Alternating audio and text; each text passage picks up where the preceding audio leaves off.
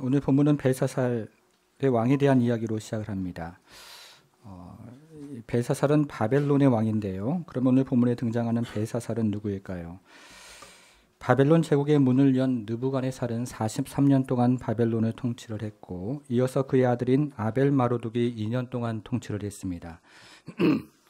그 이후에 반란으로 정권을 잡은 네리글라사로스라는 사람이 통치를 했고, 그를 이어서 그의 아들인 라바시 마르둑이 왕이 되어서 몇 개월간 통치를 했습니다.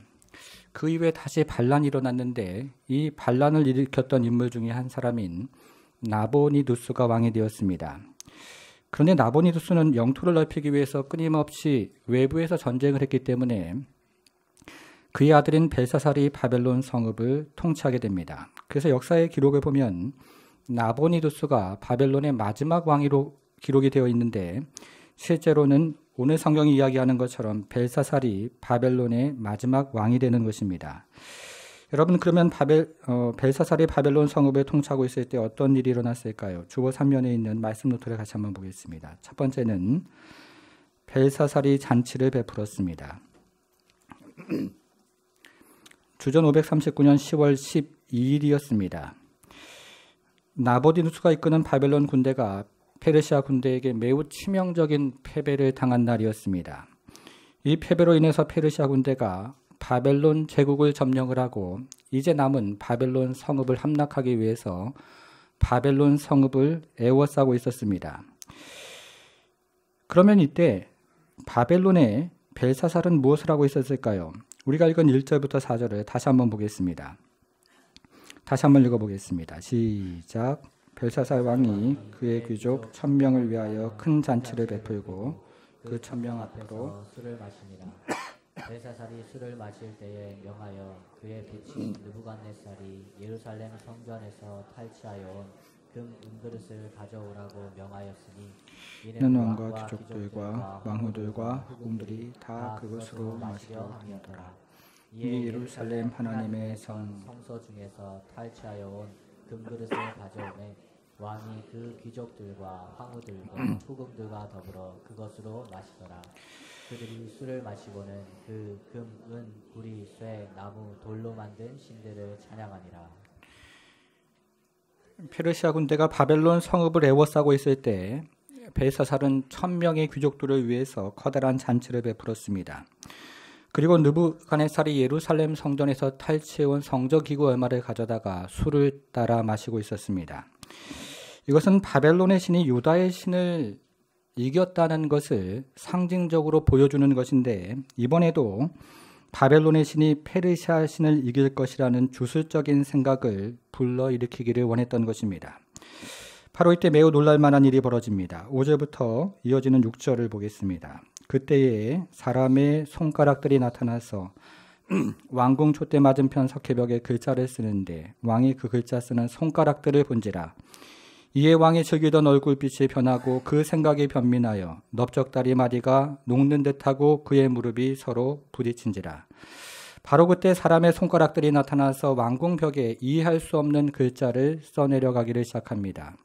이것을 바로 앞에서 보았던 벨사살은 크게 소리를 지르면서 바벨론의 지혜자들을 불렀고 이제 누구든지 이 글자를 읽고 해석을 하는 사람에게 바벨론의 세 번째 통치자로 삼겠다고 공언을 했습니다. 그러나 바벨론의 지혜자들은 아무도 벽에 새겨진 그 글자를 읽을 사람도 없었고 그리고 해석할 사람도 없었습니다. 바로 그때 왕비가 등장해서 느부갓네살 왕 때부터 꿈을 해몽해 주었던 다니엘을 소개를 합니다. 이제 다니엘은 어떤 해석을 내놓겠습니까? 이제 두 번째를 한번 보겠습니다. 둘째, 벨사살이 우상을 섬겼습니다. 이제 다니엘이 벽에 쓰인 글자를 읽고 해석하는 이야기가 13절부터 등장을 합니다. 그런데 실제로 우리가 성경을 읽어보면 다니엘이 벽에 쓰여진 글자를 읽고 해석하는 이야기가 25절에서 시작을 합니다. 여러분 25절로 한번 가보겠습니다. 25절. 자, 보니까요. 벽에 쓰인 그 글자는 이것이니 곧 메네 데겔 뭡니까? 우바르시니라. 이렇게 벽에 쓰인 글자를 읽고 해석을 하기를 시작했던 것입니다. 여러분, 그러면 13절부터 24절까지 그 중간에 있는 내용은 무엇일까요? 여기에는 크게 두 가지 내용이 등장을 하는데 하나는 느부갓네살에 대한 이야기가 등장을 하고 다른 하나는 벨사살에 관한 이야기가 등장을 합니다. 먼저 느부갓네살에 대한 이야기를 한번 들어보겠습니다. 18절과 19절을 한번 보겠습니다. 왕이여, 지극히 높으신 하나님이 왕에 붙인 느부갓네살에게 나라와 큰 권세와 영광과 위엄을 주셨고 그에게 큰 권세를 주셨으므로 백성들과 나라들과 언어와 다른 모든 사람들이 그의 앞에서 떨며 두려워하였으며 그는 임의로 죽이고 임의로 살미며 임의로 높이고 임의로 낮추었더니. 여기서 다니엘이 강조하는 말은 주셨다는 말입니다. 하나님이 느부갓네살에게 나라와 큰 권세와 영광과 위엄을 주셨습니다.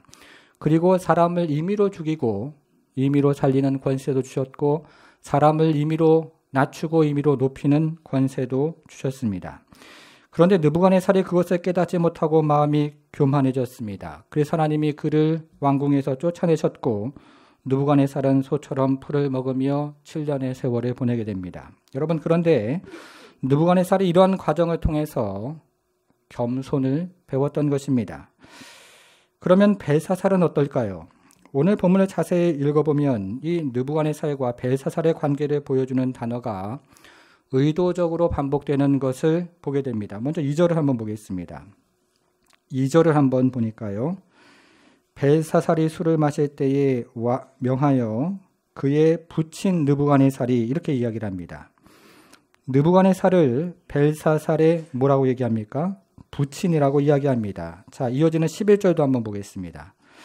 자, 여기서도 보니까 왕의 부친이라는 얘기가 등장을 하고 또 왕의 부친 느부갓네살 왕이 이렇게 이야기하기도 합니다. 이것은 왕비가 벨사살에게 지금 이야기를 하고 있는 장면인데 여기서 왕비는 두 차례 걸쳐서 느부갓네살을 벨사살의 부친이라고 이야기를 합니다.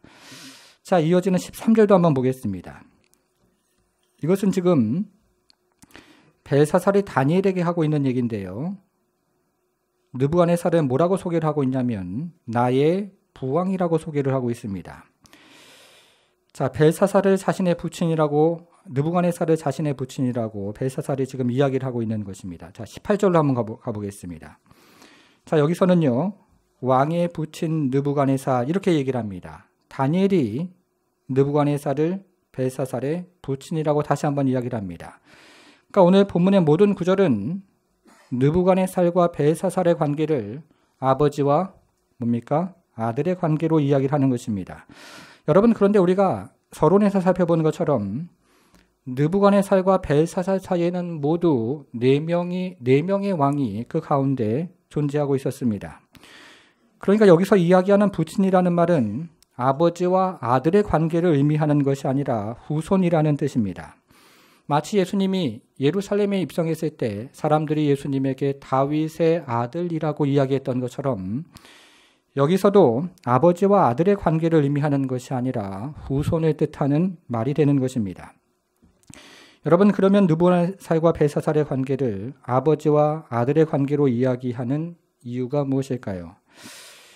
우리는 지금까지 다니엘서 1장부터 5장을 살펴보고 있는데 우리가 앞에서 살펴본 느부갓네살은 바벨론 제국의 첫 번째 왕으로 간주가 되는 인물이고 우리가 오늘 살펴보고 있는 벨사살은 바벨론 제국의 마지막 왕으로 간주가 되는 인물입니다.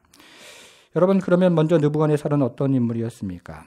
느부갓네살은 예루살렘 성을 함락하고 예루살렘 성전기구로 얼마를 가져다가 자기 신들의 보물창고에 두었던 매우 교만한 왕이었습니다. 그리고 거대한 금신상을 세우는 교만한 왕이었고 하늘에 닿는 나무의 꿈을 꾸었던 그런 교만한 왕이었습니다. 그래서 결국 들짐승처럼 7년 동안 소처럼 풀을 뜯어먹고 살았습니다. 그러면 이런 과정을 통해서 느부갓네살이 배운 것은 무엇일까요? 21절 하반절을 한번 보겠습니다. 21절 하반절에 보니까 지극히 높으신 하나님이, 찾았습니까? 지극히 높으신 하나님이 사람 나라를 다스리시며 자기의 뜻대로 누구든지 그 자리에 세우시는 줄을 알기에 이르렀나이다. 느부갓네살이 자신이 나라와 민족을 다스리는 것이 아니라 하나님이 나라와 민족을 다스린다는 사실을 알기에 이르렀던 것입니다. 깨달았습니다. 느부갓네살이 겸손을 배운 것입니다. 여러분, 그러면 느부갓네살의 아들이라고 칭함을 받는 벨사살은 어떠해야 합니까? 마찬가지로 아버지를 따라 겸손해야 합니다. 그런데 느부갓네살은, 벨사살은 그렇지가 않았습니다. 22절과 23절을 같이 한번 읽어보겠습니다. 22절, 23절 시작. 벨사살이여 왕은 그의 아들이 되어서 이것을 다 알고도 아직도 마음을 낮추지 아니하고 도리어 자신을 하늘의 주제보다 높이며 그의 성전 그릇을 왕 앞으로 가져다가 왕과 귀족들과 왕후들과 후궁들이 다 그것으로 술을 마시고 왕이 또 보지도 듣지도 알지도 못하는 금은 구리 새와 나무 돌로 만든 신상들을 찬양하고 도리어 왕의 호흡을 주장하시고 왕의 모든 길을 작정하시는 하나님께는 영광을 돌리지 아니한지라.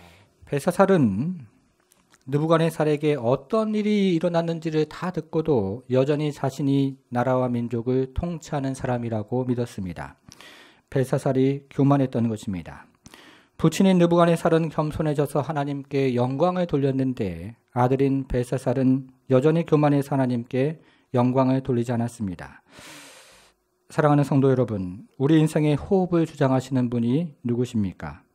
그리고 우리 인생의 모든 길을 작정하시는 분이 누구십니까? 이것을 다니엘은 이렇게 이야기를 합니다. 이어지는 24절을 한번 보겠습니다. 이러므로 그의 앞에서 이 손가락이 나와서 이 글을 기록하였나이다. 여기에 등장하는 손가락이라는 말은 하나님의 손이 우리 인생을 주장한다는 그런 뜻으로 이해를 할 수가 있습니다. 자, 다니엘서에서는 이런 구절이 여러 차례 등장을 하는데요. 우리가 한번 살펴보도록 하겠습니다. 성경을 앞으로 넘겨서 2장 45절로 가보겠습니다. 2장 45절로 가보겠습니다. 손대지 아니한 돌이 산에서 나와서 새와 놋과 진흙과 은과 금을 부서뜨린 것을 왕께서 보신 것은 크신 하나님이 장래일을 왕께 알게 하신 것이라. 이렇게 시작을 하죠. 자, 손대지 아니한 돌, 손이라는 말이 등장을 하는데 여기에 등장하는 손이라는 말은 사람의 손이 역사를 주관하는 것이 아니라 하나님의 손이 역사를 주관한다는 뜻입니다. 이런 구절이 여러 차례 등장을 하는데 몇 구절만 더 한번 보겠습니다. 4장 35절로 가보겠습니다. 4장 35절로 가보겠습니다. 여기서도 중간쯤에 그의 손이라는 말이 등장을 하는데요. 여기에 등장하는 손이라는 말도 하나님의 손이 하늘을 통치하고 땅을 통치한다는 그런 의미로 이해가 됩니다. 자, 이것은 다니엘 후반부도 마찬가지입니다. 한 구절만 한번 더 찾아보겠습니다. 자, 성경을 다시 뒤로 가서 8장 25절로 가보겠습니다.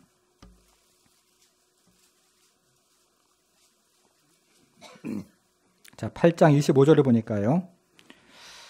여기서도 하반절에 손이라는 말이 등장을 합니다. 찾았습니까?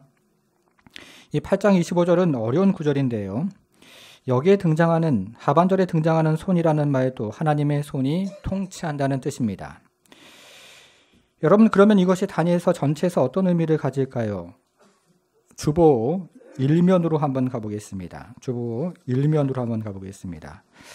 잘 한번 들어보십시오. 이 다니엘서는 크게 두 부분으로 나누어지는데 하나는 다니엘서 1장부터 6장이고 다른 하나는 7장부터 12장으로 되어 있습니다.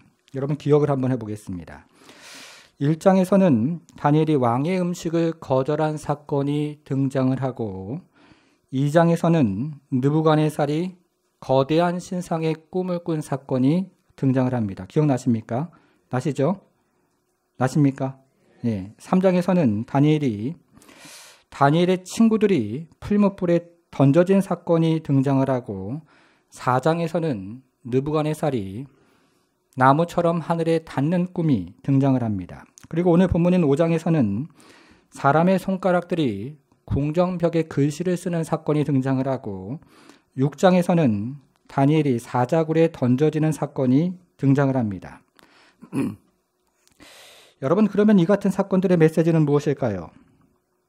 다니엘이 바벨론 포로로 끌려가서 바벨론 궁정에 살아보니까 바벨론을 통치하시는 분은 바벨론의 왕들이 아니라 바로 하나님이셨다. 이것을 경험했던 것입니다.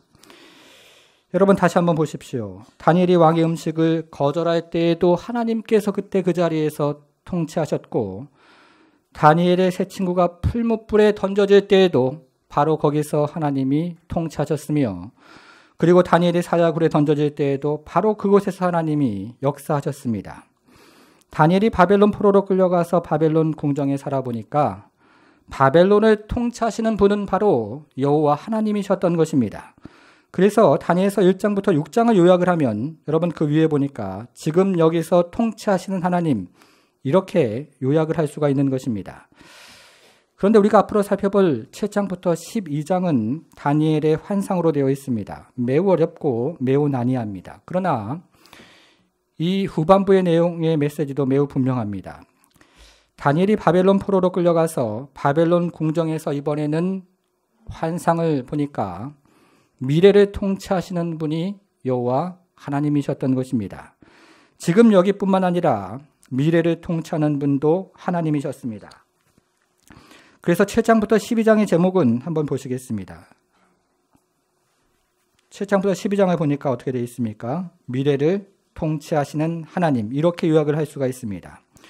그래서 다니엘서를 한 자리에서 읽어보면 지금 여기뿐만 아니라 미래를 통치하시는 분은 여호와 하나님이시다, 이렇게 우리가 읽을 수가 있는 것입니다.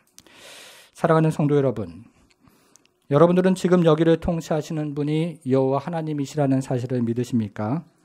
그리고 여러분들은 미래를 통치하시는 분도 하나님이시라는 사실을 믿으십니까? 그런데 벨사살이 이 사실을 믿지 않았습니다. 벨사살이 교만했던 것입니다. 그러면 이 같은 교만한 인생은 어떻게 될까요? 적용을 한번 해보도록 하겠습니다.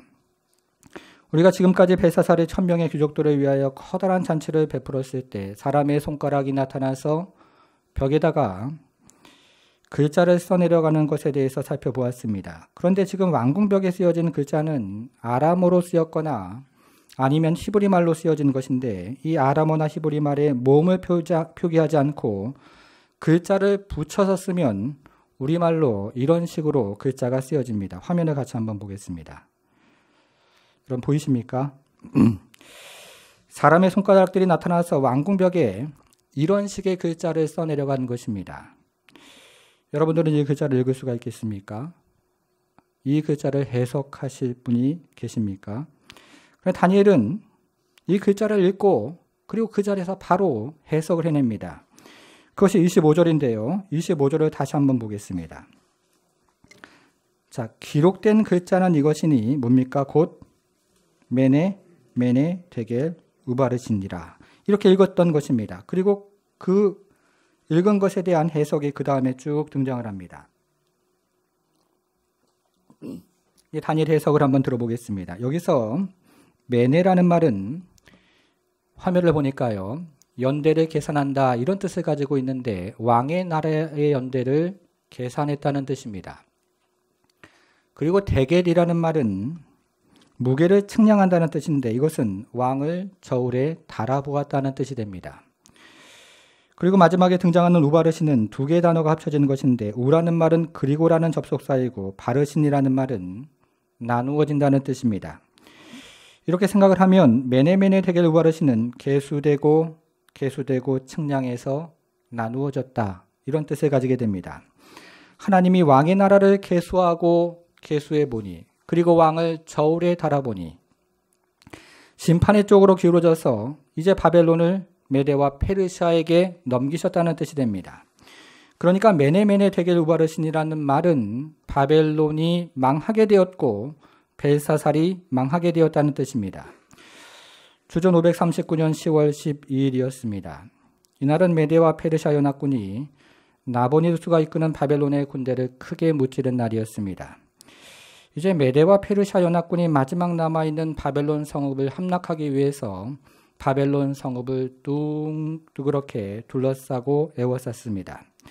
그러나 여러분, 우리가 지난 시간에 살펴본 것처럼 이 바벨론 성벽은 이중의 성벽으로 되어 있고 특별히 유브라데스 강 쪽은 4중의 성벽으로 되어 있는데 그 두께만 해도 26m가 넘었기 때문에 성벽을 무너뜨리고 바벨론 성읍을 정복한다는 것은 굉장히 불가능한 일이었습니다.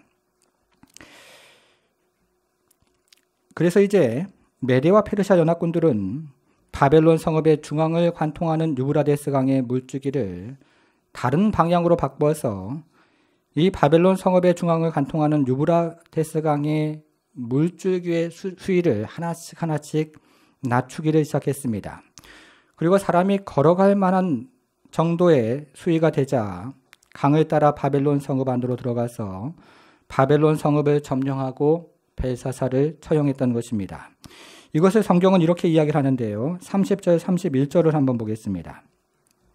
자, 30절에 보니까 그날 밤에 갈대아 왕 벨사살이 죽임을 당하였고 31절 메대 사람 다리오가 나라를 얻었는데 그때의 다리오는 62세였더라. 하나님이 교만한 나라와 교만한 왕의 운명을 끝내셨던 것입니다. 그것이 바로 메네메네 데겔 우바르신입니다. 여러분, 그러면 바벨론 포로로 끌려간 유대인들은 이 사건을 경험하면서 그리고 이 소식을 들으면서 어떤 생각을 했을까요? 시편 136편을 읽어보면 바벨론 포로로 끌려간 유대 백성들이 바벨론의 이름 모를 강가에 앉아서 울며 예루살렘을 기억합니다. 그런데 이들을 바벨론 포로로 끌고 온 바벨론 사람들은 유다 백성들에게 노래를 해보라고 조롱을 하고 춤을 추어보라고 조롱을 합니다. 이때 유다 백성들은 나라를 잃은 백성들의 슬픔이 무엇이고 그리고 나라 잃은 백성의 서러움이 무엇인지를 너무나 뼈저리게 경험을 합니다. 그리고 이들은 예루살렘이 멸망한 바로 그날을 또렷하게 기억을 합니다. 느부갓네살이 예루살렘을 함락하고 예루살렘 성전기구 얼마를 가져다가 자기 신들의 보물창고에 두었습니다. 그리고 예루살렘 성읍에 살고 있던 수많은 사람들을 산채로 도륙을 했고 그리고 수많은 사람들을 짐승처럼 포로로 끌고 갔습니다. 여러분, 도대체 하나님의 백성에게 어떻게 이런 일이 일어날 수가 있단 말입니까? 유대 백성들은 이런 의문을 가슴에 품고 바벨론에서 이제 70년에 가까운 세월을 보내는 시점이었습니다.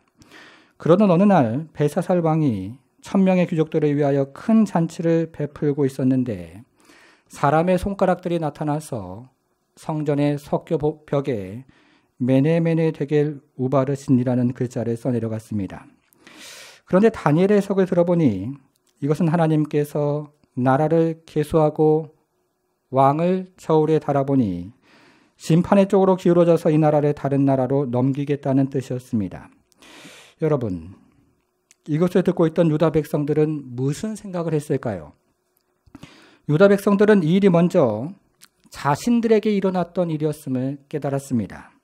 하나님께서 유다의 연대를 계수하고 또 계수하셨습니다. 그리고 유다의 왕들을 저울에 달아보셨습니다. 그랬더니 심판의 쪽으로 너무 기울어져서 유다 백성들을 그리고 유다의 나라를 바벨론으로 넘기셨던 것입니다. 하나님은 눈물로 인내하면서 수많은 선지자를 보내셨지만 유다의 백성들과 유다의 왕들은 한마음 한뜻이 되어서 하나님을 섬기지 않고 우상을 섬겼던 것입니다. 마치 벨사살이 우상을 섬겼던 것처럼 말입니다. 그러자 주전 586년에 하늘로부터 어느 날 메네메네 데겔 우바르신이라는 소리가 울려 퍼졌고 바로 그날 남유다는 바벨론에게 멸망을 당했습니다. 하나님께서 교만한 나라와 그리고 교만한 백성, 교만한 왕들의 운명을 끝내셨던 것입니다. 그것이 바로 메네메네 데겔 우바르신입니다. 성도 여러분, 그런데 말입니다. 여러분들은 우리의 인생도 마찬가지라는 사실을 아십니까? 우리 모든 인생은 어느 날 하늘로부터 메네라는 소리를 들을 것입니다. 하나님께서 인생의 연대를 계수하셔서 우리 인생이 멈춰서는 날이 있다는 것입니다. 어떤 분은 그날이 70일 수도 있고 어떤 분은 그날이 90일 수도 있습니다. 분명한 것은 우리 인생 모두가 멈춰서는 날이 있다는 것입니다. 그런 다음에 우리 모든 인생은 하늘로부터 데겔이라는 소리를 들을 것입니다. 하나님께서 우리 인생의 무게를 달아보시는 날이 있다는 것입니다. 성도 여러분, 여러분들의 저울은 어느 쪽으로 기울어질 것 같습니까?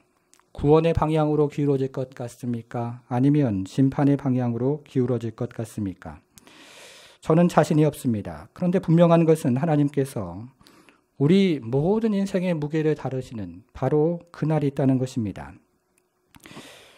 여러분, 그런 다음에 어떤 소리가 들려야 할까요? 어떤 소리입니까? 우바르신입니다. 모든 인생은 하늘로부터 우바르신이라는 소리를 들어야 합니다. 심판의 소리가 들리는 날이 있다는 것입니다. 여러분, 그런데 매우 놀랍게도 예수 믿는 모든 인생은 우바르신이라는 소리가 들리지 않을 것입니다. 심판의 소리가 들리지 않는다는 것입니다. 왜 그렇습니까? 예수님이 우리를 대신해서 우바르신이라는 소리를 들으셨기 때문에 그런 것입니다. 예수님이 우리를 대신해서 심판을 받으셨기 때문입니다. 이것을 이사야 선지자는 1전에 이렇게 예언을 했습니다. 그가 찔림은 우리의 허물 때문이요 그가 상함은 우리의 죄악 때문이라. 그가 징계를 받음으로 우리는 평화를 누리고 그가 채찍에 맞음으로 우리는 나음을 받았도다. 우리는 하양 같아서 그릇 행하여 각기 제 길로 갔거늘 여호와께서는 우리 모두의 죄악을 그에게 담당시키셨도다. 예수님께서 우리를 대신해서 우바르신이라는 심판의 소리를 들으셨기 때문에 예수 믿는 모든 인생은 우바르신이라는 심판의 소리를 듣지 않게 될 것이라고 성경은 이야기를 하고 있는 것입니다. 이것이 바로 오늘 본문을 읽었던 유대 백성들의 아주 소중한 소망이었던 것입니다. 그리고 이것이 바로 오늘 성찬식에 임하는 성도들의 소망이기도 합니다. 사랑하는 성도 여러분, 우리는 메네메네 데겔 우바르신의 소리를 들으면서 죽을 수밖에 없는 인생이었습니다. 허물과 죄로 죽었던 인생이요. 세상 풍조를 따르고 공중권세 잡은 자를 따랐던 인생이었기 때문에 메네메네 데겔 우바르신이라는 소리를 들으면서 죽을 수밖에 없는 그런 인생들이었던 것입니다. 본질상 진노의 자녀였습니다. 그러나 예수님께서 우리를 대신해서 메네메네 데겔 우바르신이라는 소리를 들으시면서 십자가에 돌아가셨던 것입니다. 우리는 이 사랑으로 말미암아 죽음에서 생명으로 옮겨진 인생이 되었고 그리고 이 사랑과 은혜에 감격해서 하나님 앞에 나아가는 인생이 된 것입니다. 사랑하는 성도 여러분, 얼마나 큰 은혜입니까? 그리고 얼마나 커다란 사랑입니까? 이 사랑과 은혜에 감격해서 하나님께 영광을 돌리며 살아가는 우리 모든 성도가 되기를 주님의 이름으로 축복합니다.